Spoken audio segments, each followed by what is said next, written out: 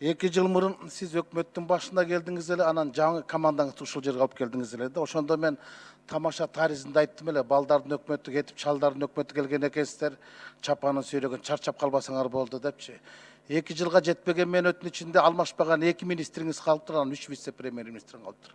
Калганын баары 2 жылга жетпеген мөөнөттүн ичинде үзөңгүдөн буттайды, эрденге чукулчайды дегендей эрден шыпырылып түштү. Бул баягы орун алмаштыруудан сумма өзгөрбөйт дегенге эле келип калды. Мен эми бир нерсени айтайын да, ушу Жеңиш Парпиевич жөнүндөчү.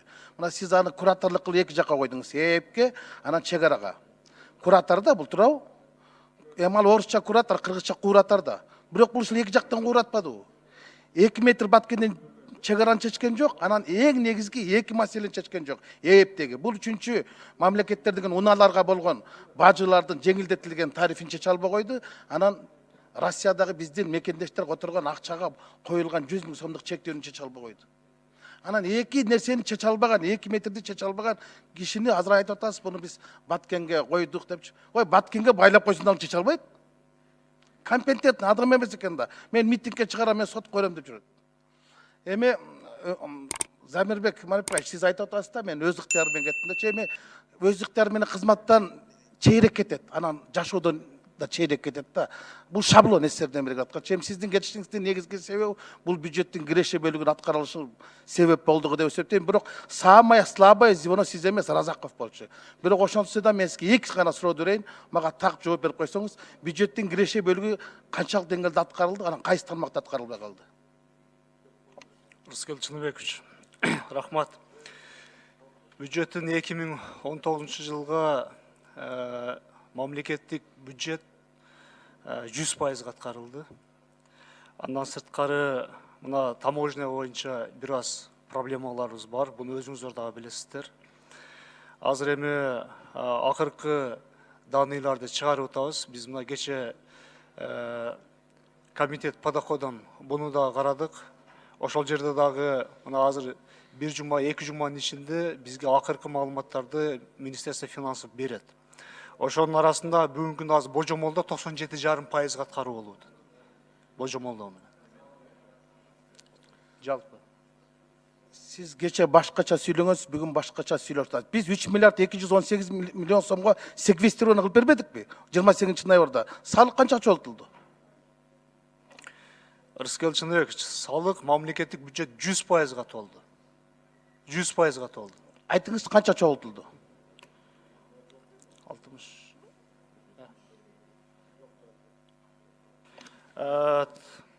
Азыр мен 83 миллион. толук цифраны 88 235 миллион болчу. 3 миллиард 218 миллион. 78 жалпы 78 миллиард 200 миллион сом. 10 секунд. 88 235 миллион. Биз бекитип берген бюджет 2019-га, туурабы? Андан 3 миллиард 218-де алсаңыз 85 калат атпайбы? 83 чогултсаң каяктагы менин башымда орто? 2 миллиард ким урдат? Рыскел Чыныбекович, мына сиздерге биз бюджетти алып келдик. Өзгөртүү толтурлар сиздер колдоп бердиңиздер. Ошондон кийин мамлекеттик бюджет 100%га толуп атат. Рахмат. Мен жооп берип коеюнчу, кичине толуктап. Рыскел Чыныбекович, ошондой жана сиз айтып аткан мен түшүнүп атам. Башында бекилген башындагы эми мындай да экономикада өзүнчө мындай тирүү организм сыяктуу кээде өсөт, бир тармак өсөт, бир тармак кайра кыскарат деген сыяктуу болуп, ошонун баарын тастыктап келип, ноябрь айында силер кабыл алып бербедиңерби? Ошол мыйзам катары да буларыңар кыскарттыңар, кошконун коштуңар деп. Ошол кийинки кабыл алып берген өзгөртүүсү менен аткарылды да. Ал аткарылды. Мурункусу башындагыны биз айтпадыкпы, кандай жүйөлүү себептер менен кайсы статьялардан кемит. Аны силер өзүңөр кабыл алып бербедиңер. Бүгүн 11 февралда вице-премьер-министр Жеңиш Разаков ээлеген кызматынан бошотулду. Бул тууралуу президенттин басма сөз кызматы билдирди. Кыргыз Республикасынын президенти Сооронбай Жээнбеков кол койгон жарлыкка ылайык Разаков Жеңиш Парпиевдин отставкасы кабыл алынып, Кыргыз Республикасынын вице-премьер-министри кызматынан берген арызына ылайык бошотулду деп айтылат маалыматта. Эске салсак, Жеңиш Разаков вице-премьер-министрлик кызматына 2018-жылы дайындалган. Ал эми бир жума мурда вице-премьер-министрден Евразия экономикалык биримдигинин иштери боюнча милдеттер алынган. Бул милдеттер жаңы дайындалган вице-премьер-министр Эрик Асрандиевке жүктөлгөн. Маалымат булагы Назар Ньюс Чекиткейже.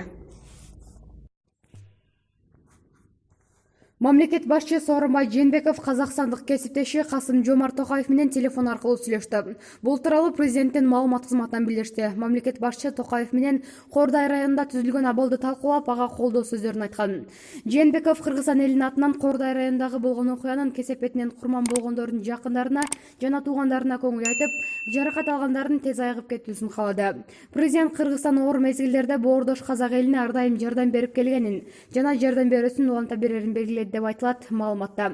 Мамлекет башчылары эки тараптуу күн тартиби боюнча маселелер талкуулашты. Окуянын чоо жайы. 7 февралда Казакстандын Жамбыл облусундагы Масанчы айылында жергиликтүү тургундар ортосунда массалык кылмышташ болгон. Жергиликтүү укук коргоо кызматкерлери ал окуяга тиешеси бар адамдарды аныктоо иштерин жүргүзгөн.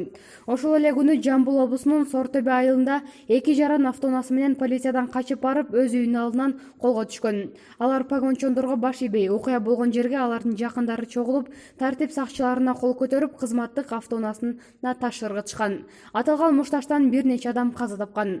Ал күндөрү Кордай тараптан Кыргызстанга чек арадан балдар, аялдар, уйгайгандар өтүп, аларды бир нечеси Токмоктогу ооруканага жаткырылган. 9 февралда Казакстандын вице-премьери келип, Токмокто жаткан бейтаптарды алып кеткен. Кордайдагы окуя тартип коргоо органдарынын көзөмөлүнө алынып, окуянын кесепетин жоюу жана анын кантип чыкканын аныктоо максатында Казакстандын өкмөт башчысынын орун басары Бердибек Сапарбаев башында турган өкмөттүк комиссия түзүлгөн. Кийинчерээк Казакстандын ички иштер министрлигинен Кордай районунун Масанчы айылындагы башаламандык кандай башталгандыгын айтып беришкен.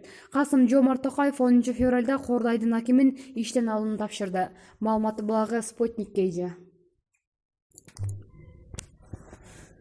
Казак бийлиги 7-8 февралда Кордай районундагы 10 киши каза таап, ондогон адам жаратылган тополоңду иликтөө үчүн 25 кылмышчы козголгонун билдирди. Бул тууралуу Сортөбе айылында уюштурулган маалымат жыйынында Казакстандын вице-премьер-министри Бердибек Сапарбаев билдирди.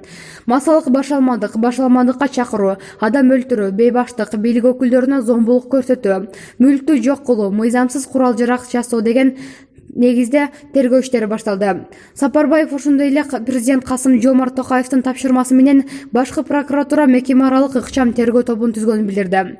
Эң башкы тапшырма уюштуруучуларды, козуткандарды, чагымчылдарды жана айыпталчуларды табуу, деди Сапарбаев.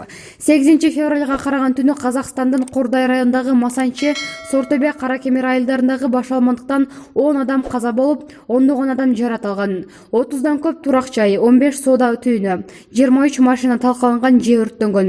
Дүйшөмбүдө президент Касым-Жомарт Токаев Кордай районунда жайгашкан Жамбыл облусунун акиминин орун басарын жана облустук полициянын башчысын кызматтан алууну тапшырды. Тополоң чыккан бул айылдар Токмок шаарына тушташ Чу дарыясынын арка өзүндө жайгашкан. Зомбулуктан улам миңдеген киши Кыргызстанга качкан. Кыргыз расмий органдары 4,5 миңдей киши чек арадан өтүп келгенин маалымдаган. Маалыматы булагы Азаттык Кейже.